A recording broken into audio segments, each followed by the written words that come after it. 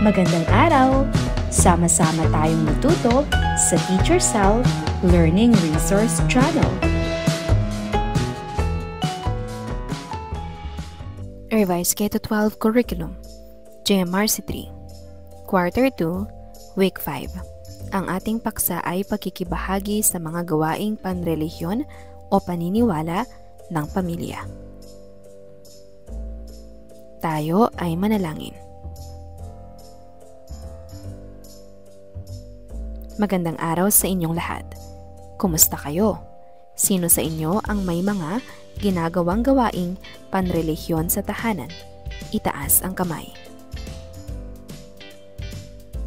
Bakit ninyo nasabi na kayo ay may mga ginagawang gawaing panrelihiyon sa tahanan? Bakit sa palagay ninyo ay kayo ay walang ginagawang gawaing panrelihiyon sa inyong tahanan? Suriin ang mga larawan na nakapaskil sa pisara. Anong karanasan ang inyong naaalala pag nakikita ninyo ang mga larawan?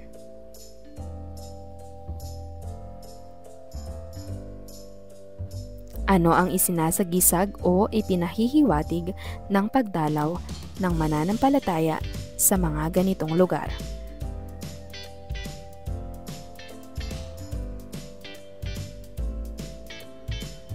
Para sa layunin ng ating aralin, ano para sa inyo ang kahulugan ng salitang nakapaskil sa pisara?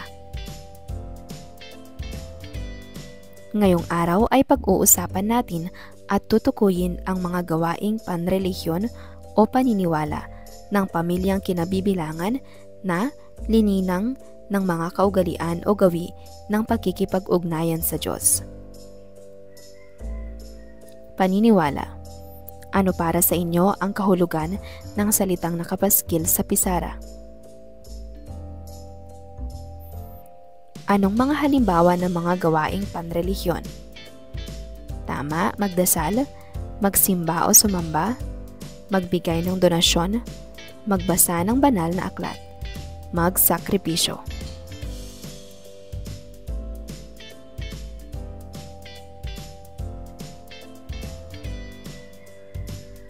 Tayo ay magbabasa ng sanaysay na pinamagatang Ang Relihiyoso Kong Kaibigan.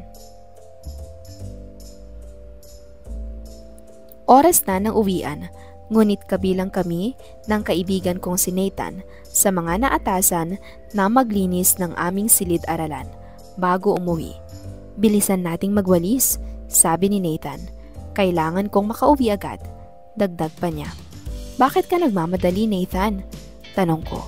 Marami pa kasi akong gagawin pag uwi ng bahay at kailangan kong matapos ang mga iyon agad dahil maaga akong matutulog. Ha? Bakit maaga kang matutulog wala naman tayong pasok bukas? Nagtataka kong tanong. Kailangan ko rin kasing gumising ng maaga kasi magsisimba kaming pamilya. Sagot ni Nathan. Namangha ako sa sinabi ni Nathan. Ang galing naman, sama-sama kayong nananalangin? Sabi ko.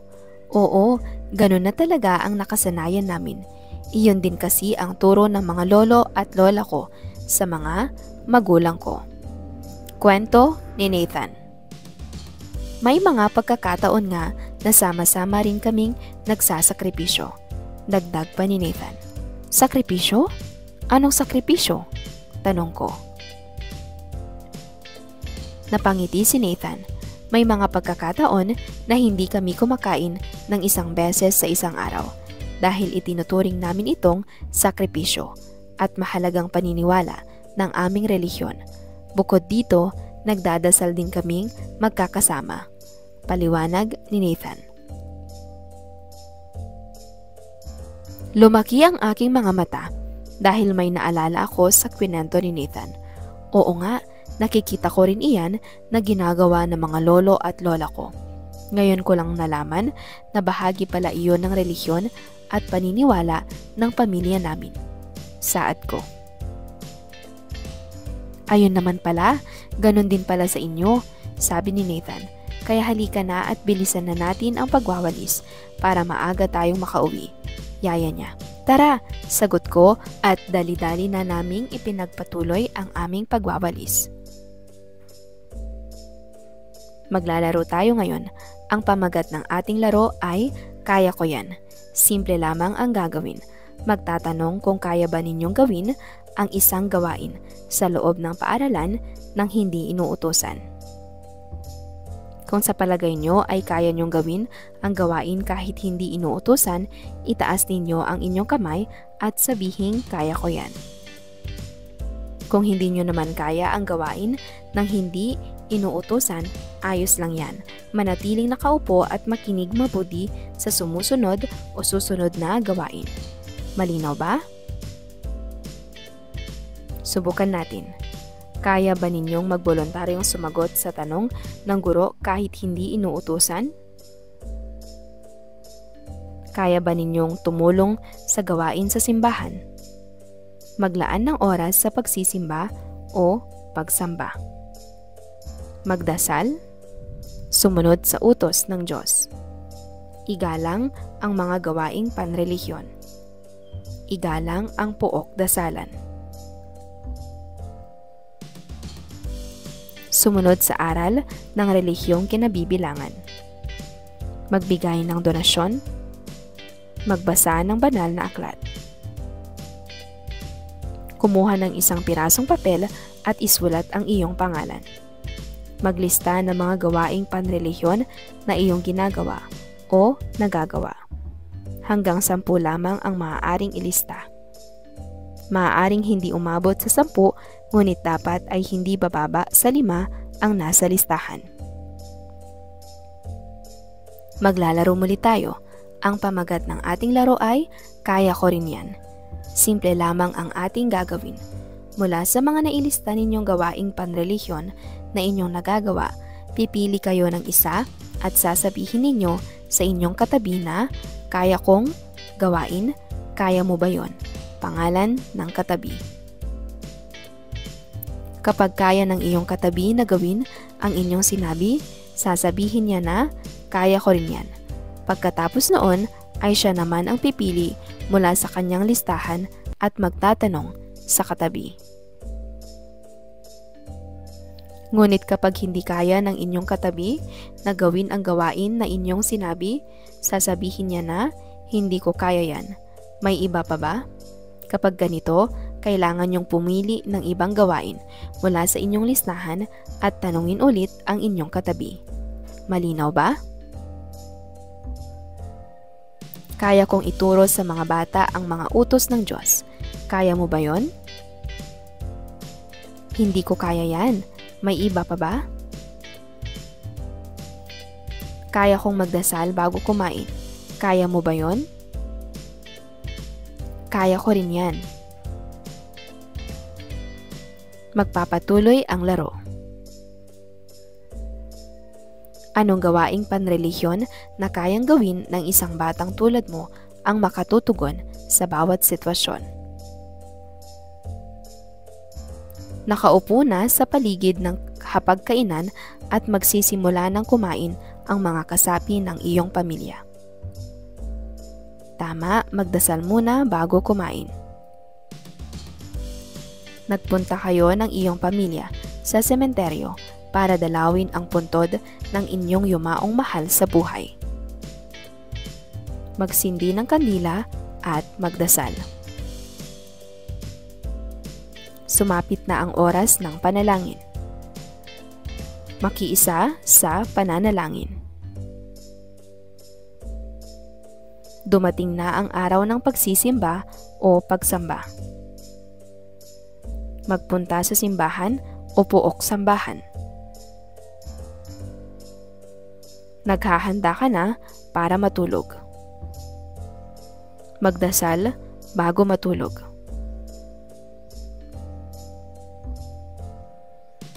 Sa isang papel, sumulat ng 2 gawaing panrelihiyon na pinakamadalas mong makitang ginagawa sa tahanan. Sa iyong palagay, mahalaga bang matutuhan ang mga gawaing ito? Bakit oo o hindi? Halimbawa ng sagot, mga gawain na madalas makita sa tahanan, pagdarasal, pagbabasa, ng banal na aklat.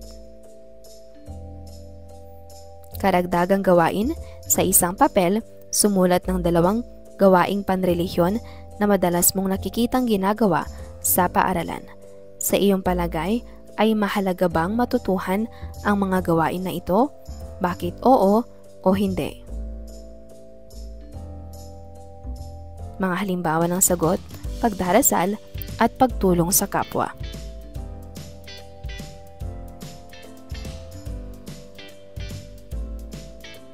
Para sa ikalawang araw, tayo ay manalangin. Magandang araw sa inyong lahat. Kumusta kayo? Kahapon ay mayroon akong itinanong sa inyo. Ngayong araw ay muli kong itatanong ang kaparehong tanong. Aalamin natin kung mayroong nagbago sa mga sagot mula kahapon at aalamin natin kung ano ang mga halimbawa ng mga gawain. Sino sa inyo ang may mga ginagawang gawaing panrelihiyon sa taanan? Itaas ang kamay at magbigay ng halimbawa ng ginawa ninyo kahapon sa loob ng tahanan. Sa paanong paraan o bakit nyo nasabi na kayo ay may mga ginagawang gawaing panrelihiyon sa tahanan?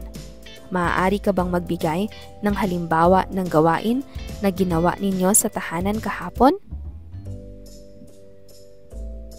Bakit sa palagay nyo ay kayo ay walang ginagawang gawaing panrelihiyon sa inyong tahanan? Ano ang pagbabagong iyong napansin sa inyong tahanan na naging dahilan ng pagtaas ng kamay mo ngayon? Ano ang napansin mo sa loob ng tahanan na naging dahilan ng pagbabago ng iyong sagot ngayong araw? Naaalala pa ba ninyo ang ating mga aralin kahapon? Tungkol saan nga ang ating naging talakayan? Maaari bang magbigay ng mga halimbawa? Ang ating talakayan ay tungkol sa mga gawaing panrelihiyon. Mga halimbawa ng mga gawain, magdasal, magsimba o sumamba, magbigay ng donasyon, magbasa ng banal na aklat, magsakripisyo. Sa mga gawaing ating natukoy, ano-ano kaya dito ang mga kaya na ninyong gawin? Tingnan ninyo ang bawat larawang nakapaskil sa pisara. Ilarawan ninyo ito at magbahagi ng halimbawa ng inyong sariling karanasan o isang mahalagang alaala na may kaugnayan dito kung mayroon. Narito ang unang larawan. Pangalawang larawan. Pangatlong larawan. Ngayong araw ay pag-uusapan natin at ilalarawan ang mga sariling paraan ng pagkikibahagi sa mga gawaing panrelihiyon o paniniwala ng pamilyang kinabibilangan, nalilinang ng mga kaugalian o gawi ng pakikipag-ugnayan sa Diyos. Paniniwala, kaugalian. Ano para sa inyo ang kahulugan ng salitang nakapaskil sa pisara? Magbigay kayo ng mga halimbawa ng mga gawaing panrelihiyon na ginagawa ninyo. Ilang halimbawa ay pananalangin, pag-awit ng awiting pagsamba, pagtugon sa dalangin, pagrespeto sa puok dasalan, pagsunod sa aral ng relihiyong kinabibilangan. Magbigay kayo ng mga halimbawa ng mga gawaing panrelihiyon na ginagawa ninyo. Ating basahin ang sanaysay na pinamagatang Araw ng Pagsamba. Nathan, Nathan, gising na! Nagising si Nathan sa pagyugyog ng nanay niya sa kanyang balikat. Bakit po nanay? Inaantok pang tanong ni Nathan. Bumangon ka na at tanghali na. Pupunta tayo sa simbahan. Sagot ng nanay ni Nathan. Dali-daling bumangon si Nathan. Naku, pasensya na po nanay. Napahimbing po ako ng tulog. Saglit lang po at gagayak na po ako. Sabi ni Nathan. Dumiretso si Nathan sa banyo upang maligo at maya-maya pa ay nakabihis na. "Handa na po ako, nanay," sabi ni Nathan. "Mabuti at mabilis kang kumilos, Nathan.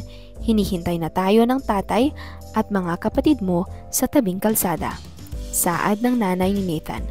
"Pakikuha mo nga ang libro ng mga panalangin na nasa ibabaw ng mesa, pati na rin ang sobre na lalagyan natin ng donasyon sa simbahan." Sinunod naman ni Nathan ang sinabi ng kanyang nanay. "Ito na po ang mga ipinakuha nyo, nanay," saad ni Nathan habang inaabot ang mga kinuha sa mesa. "Salamat, Nathan. Tayo na at baka tanghaliin pa tayo sa daan," sabi ng nanay ni Nathan. "Tara po, nanay," sang-ayon ni Nathan, at sama-samang naglakad si Nathan at ang kanyang pamilya patungo sa simbahan. Markahan ng check kapag ginagawa mo ang gawaing panrelihiyon. Markahan ng X kapag hindi mo ginagawa ang gawaing panrelihiyon.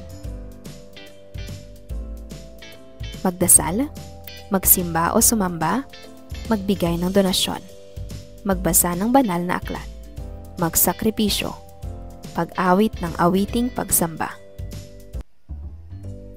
Pakikiisa sa pananalangin, pagrespeto sa puok dasalan, pagsunod sa utos ng Diyos, pagrespeto sa mga gawaing panrelihiyon. Punan ng patlang ng gawaing panrelihiyon na iyong nais na gampanan kasama ang kasapi ng iyong pamilya. Ibahagi sa klase kung bakit nais mong gawin ang gawain kapag natawag ng guro ang iyong pangalan. Nais kong patlang kasama ang aking mga magulang, kasama ang aking kapatid, kasama ang aking lolo o lola, kasama ang aking tito o tita, kasama ang aking pinsan. Anong gawaing panrelihiyon na kayang gawin ng isang batang tulad mo ang makatutugon sa bawat sitwasyon na magpapakita ng pakikiisa sa paniniwala ng pamilyang iyong kinabibilangan? Oras na ng panalangin, ngunit gusto pa ng iyong mga pinsan na makipagkwentuhan.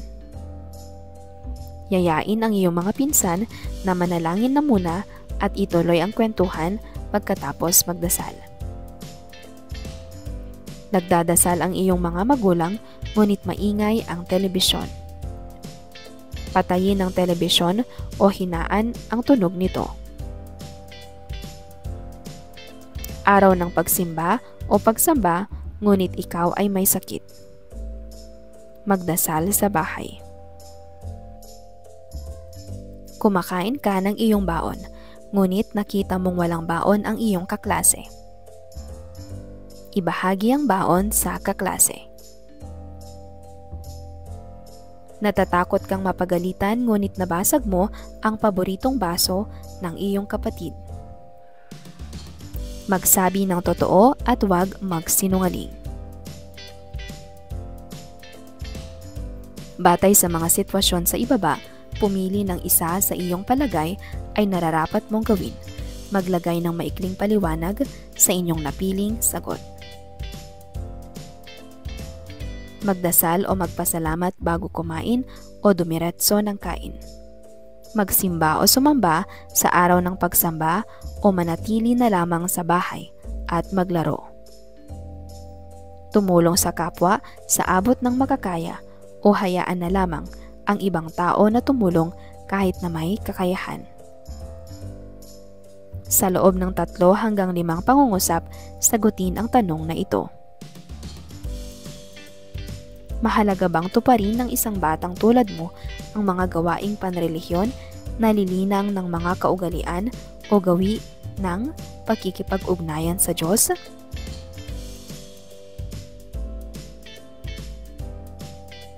Para sa 4 araw, pakikibahagi sa mga gawaing panrelihiyon o paniniwala ng pamilya. Tayo ay manalangin. Magandang araw sa inyong lahat. Kumusta kayo? Kahapon ay mayroon akong itinanong sa inyo. Ngayong araw ay itatanong na naman natin kung sino-sino sa inyo ang mga may ginawang gawaing panrelihiyon kahapon sa tahanan. Itaas ang kamay. Anong gawaing panrelihiyon ang ginawa ninyo ng iyong pamilya kahapon? Gaano nyo ito kadalas gawin? Bakit sa palagay ninyo ay wala kayong ginawang gawaing panrelihiyon kahapon ng inyong pamilya? Kung bibigyan ka ng pagkakataon, mayroon ka ba sanang nais na gawing gawaing panrelihiyon sa inyong tahanan? Naaalala pa ba ninyo ang ating mga aralin kahapon? Tungkol saan ang ating naging talakayan? Maaari bang magbigay ng mga halimbawa? Ang ating talakayan ay tungkol sa mga gawaing panrelihiyon na kayang gawin ng mga mag-aaral. Halimbawa, pananalangin, pag-awit ng awiting pagsamba, pagtugon sa dalangin, pagrespeto sa puok dasalan, pagsunod sa aral ng relihiyong kinabibilangan. Sa mga gawaing ating natukoy, ano-ano kaya dito ang mga kaya na ninyong gawin ng may pagkukusa?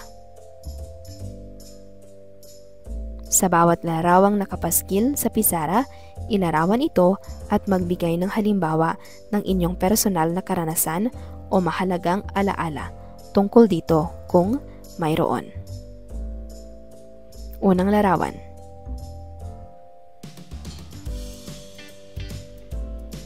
Pangalawang larawan.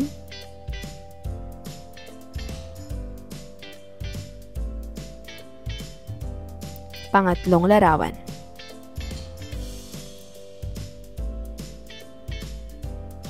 Pang-apat na larawan.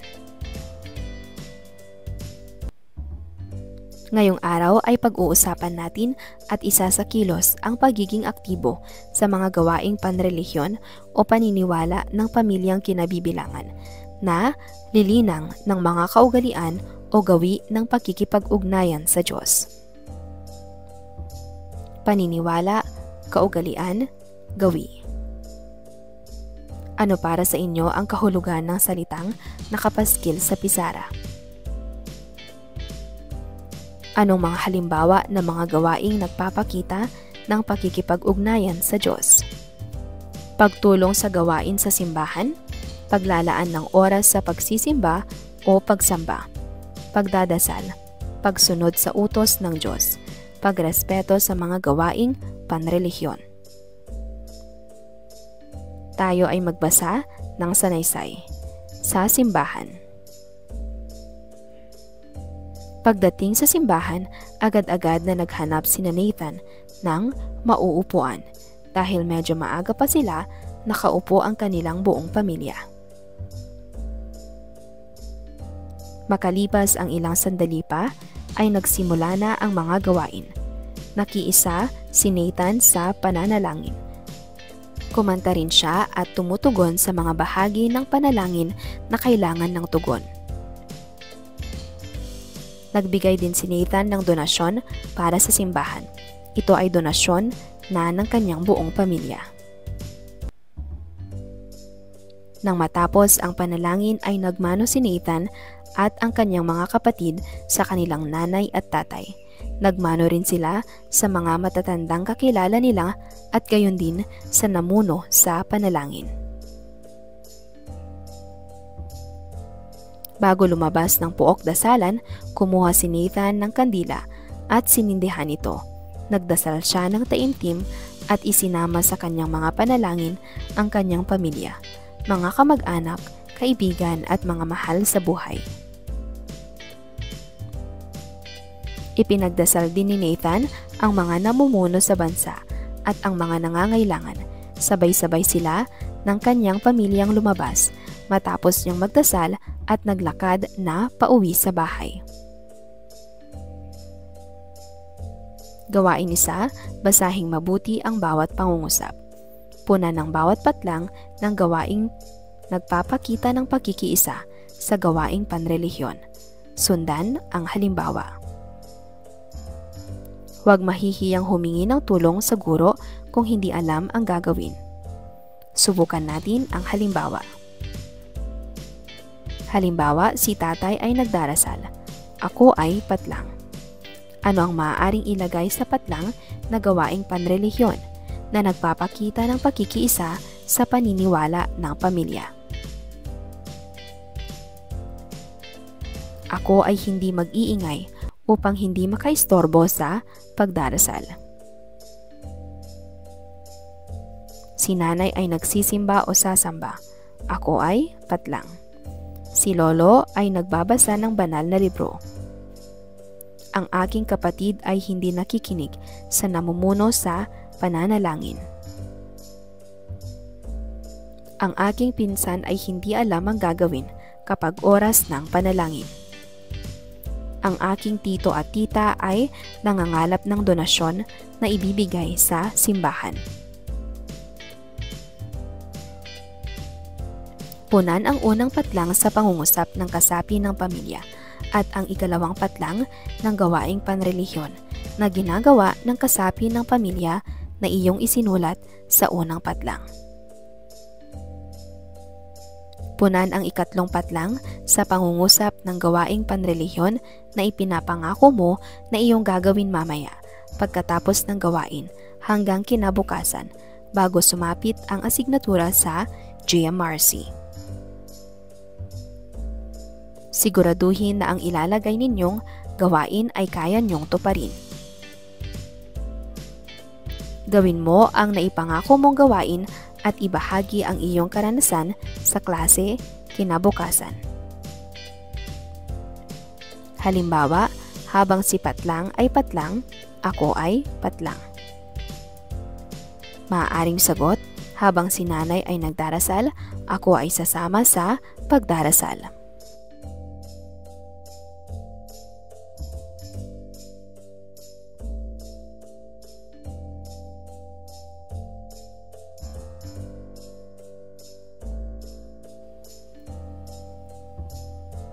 Anong gawaing panrelihiyon na kayang gawin ng isang batang tulad mo ang makatutugon sa bawat sitwasyon na magpapakita ng aktibong pakikiisa sa mga paniniwala ng pamilyang iyong kinabibilangan? Maaaring gawing ito ng pasulat o pasalita. Nagugutom ka ngunit panahon ng pagsasakripisyo o pag-aayuno o fasting.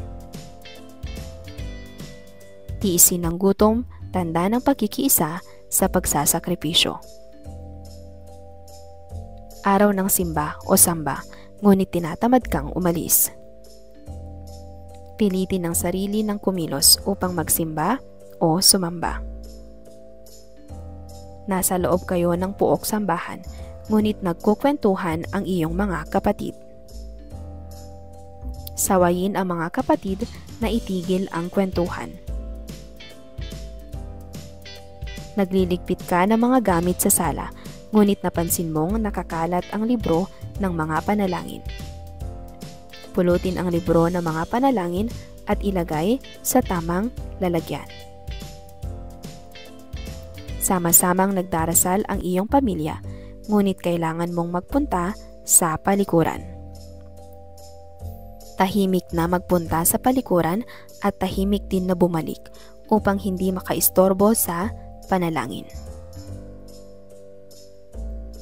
Sa isang papel, isulat ang mga gawaing panrelihiyon na ginagawa mo ng may kusa. Ipaliwanag kung bakit sa iyong palagay ay mahalagang gawin ang mga gawain na ito ng may pagkukusa. Halimbawang sagot, pagdarasal bago kumain o bago matulog.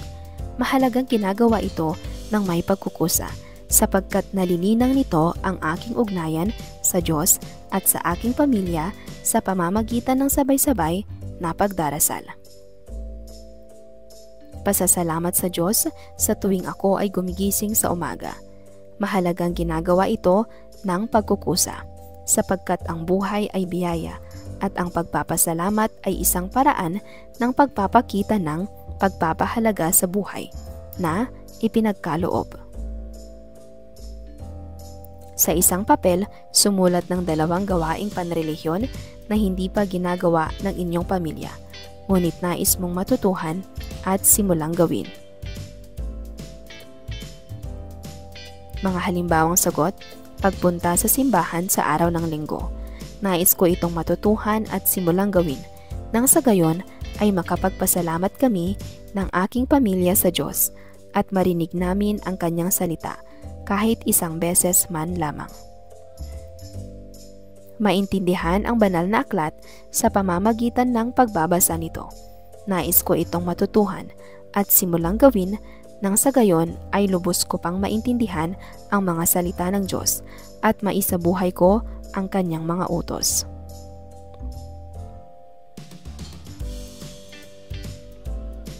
Para sa ika-4 na araw, tayo ay manalangin. Magandang araw sa inyong lahat. Kumusta kayo? Kahapon ay mayroon akong itinanong sa inyo. Ngayong araw ay itatanong naman natin kung mayroon ba sa inyo ang nagkaroon ng inisyatibo na gumawa ng gawaing panrelihiyon sa inyong tahanan. Halimbawa ay nagyaya o nagpaalala na kailangan mo ng magdasal bago kumain o matulog. Itaas ang kamay. Para sa mga nagtaas ng kamay, anong gawaing panrelihiyon ang sinimulan ninyo nang may inisyatibo sa inyong tahanan kahapon? Bakit nyo ito ginawa at gaano nyo ito kadalas gawin? Anong gawaing panrelihiyon ang sinimulan ninyo nang may inisyatibo sa inyong tahanan kahapon? Bakit nyo ito ginawa at gaano nyo ito kadalas gawin? Bakit sa palagay ninyo ay wala kayong ginawang inisyatibo sa pagsisimula o pagpapaalalang gawain ang mga gawaing panrelihiyon sa inyong pamilya? Kung bibigyan ka ng pagkakataon, mayroon ka ba sanang nais na gawing gawaing panrelihiyon sa inyong tahanan? Naaalala pa ba ninyo ang ating mga aralin kahapon? Tungkol saan nga ang ating naging talakayan? Maaari bang magbigay ng mga halimbawa? Ang ating talakayan ay tungkol sa mga gawaing nagpapakita ng pakikipag-ugnayan sa Diyos. Mga halimbawa ng mga gawain: pagtulong sa gawain sa simbahan, paglalaan ng oras sa pagsisimba o pagsamba, pagdadasal, pagsunod sa utos ng Diyos, pagrespeto sa mga gawaing panrelihiyon. Sa mga gawaing ating natukoy, sa palagay ba ninyo ay mahalagang gawin ang mga ito ng may pagkukusa? Bakit oo o hindi?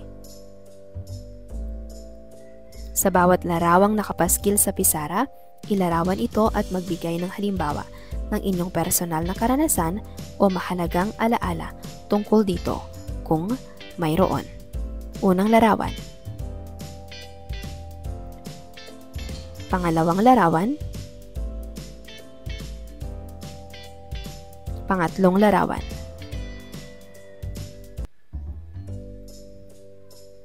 Pang-apat na larawan.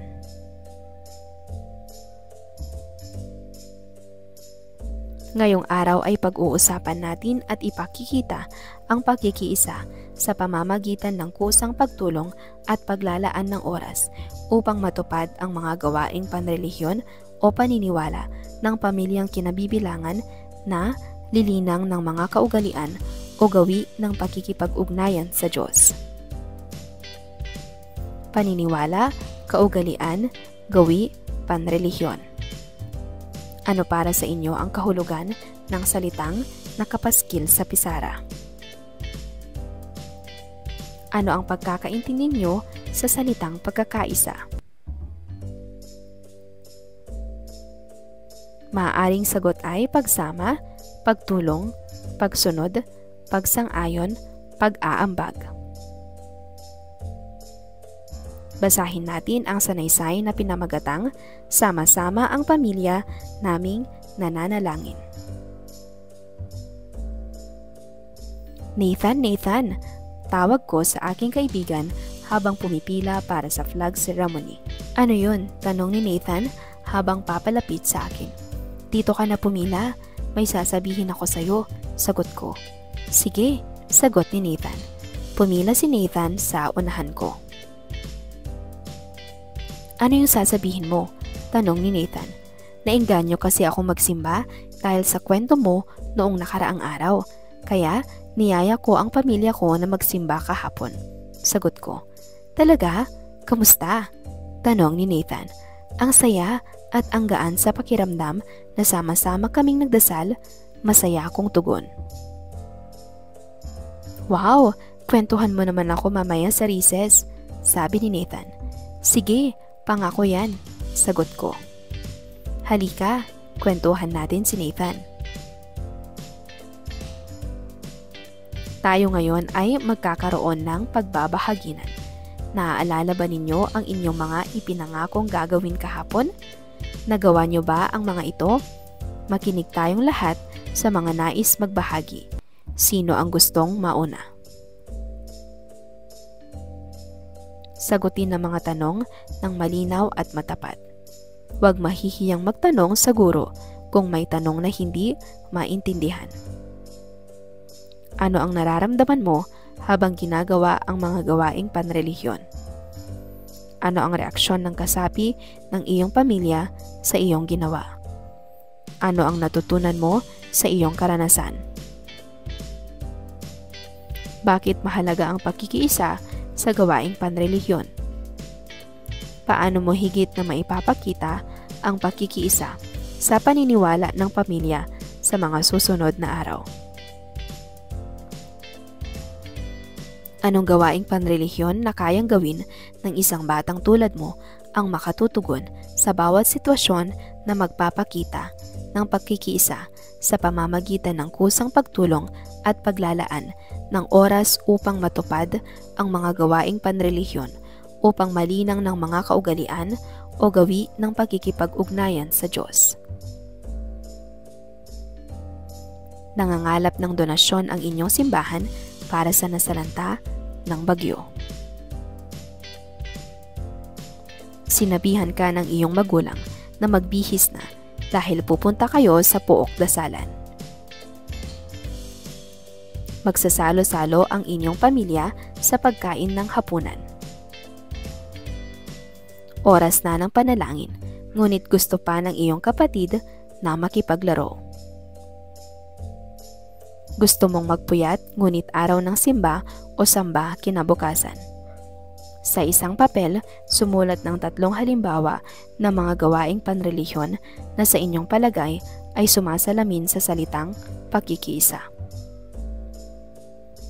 Mga halimbawa, sabay-sabay na pagdarasal ng pamilya. Pagsisimba o pagsamba ng buong pamilya sa banal na araw o sa araw ng pagsamba. Pagrespeto sa mga gawaing panrelihiyon at pakikiisa sa mga ito. Sa isang papel, sagutin ang tanong sa ibaba. Sa iyong palagay, mahalaga ba ang paggawa ng mga gawaing panrelihiyon na nagpapakita o naglilinang ng pakikiisa? Mahalaga ang paggawa ng mga gawaing panrelihiyon na nagpapakita o naglilinang ng pakikiisa sapagkat hindi lamang nito pinatitibay ang samahan ng pamilya, kundi gayon din ang samahan ng bawat miyembro ng pamilya sa Diyos.